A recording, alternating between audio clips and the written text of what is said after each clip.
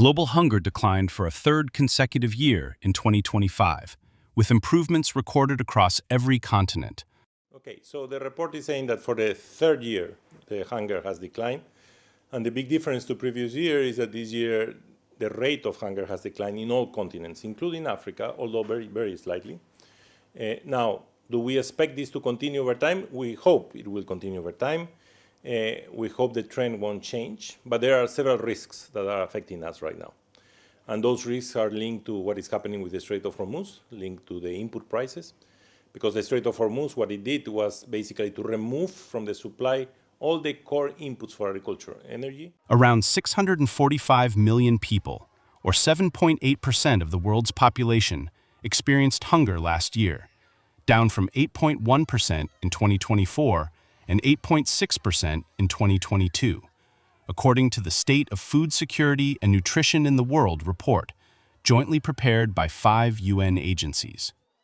Progress was driven largely by gains in Asia, particularly India, as well as Latin America and the Caribbean. Some African countries also began to reverse years of deterioration, though the continent had the world's largest undernourished population in 2025, with 309 million people affected, 1 in 5 Africans. Global hunger is projected to keep falling by 2030, according to the UN experts. Change this. Let's hope we can be prepared to absorb as much as we can these risks. But yes, there could be an impact that could affect us. We project by 2030 what will be the impact of the Strait of Hormuz only. And when we project our numbers, if we don't have the Strait of Hormuz, we will be in around 503 million people in hunger by 2030. It's still very high, but 503. With the Strait of Hormuz, could go up to 520.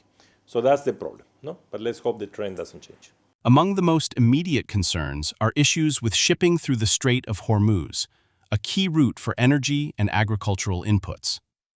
The interruption is driving up prices for fuel, fertilizers, and transportation, increasing food production costs worldwide. Look, I think what is important in this report is that we show that things can change, and we show that hunger can be reduced at country level, even in the toughest situations. And I am referring to Africa and Sub-Saharan Africa especially. So I think what we have to learn here is how we can keep this going, 1.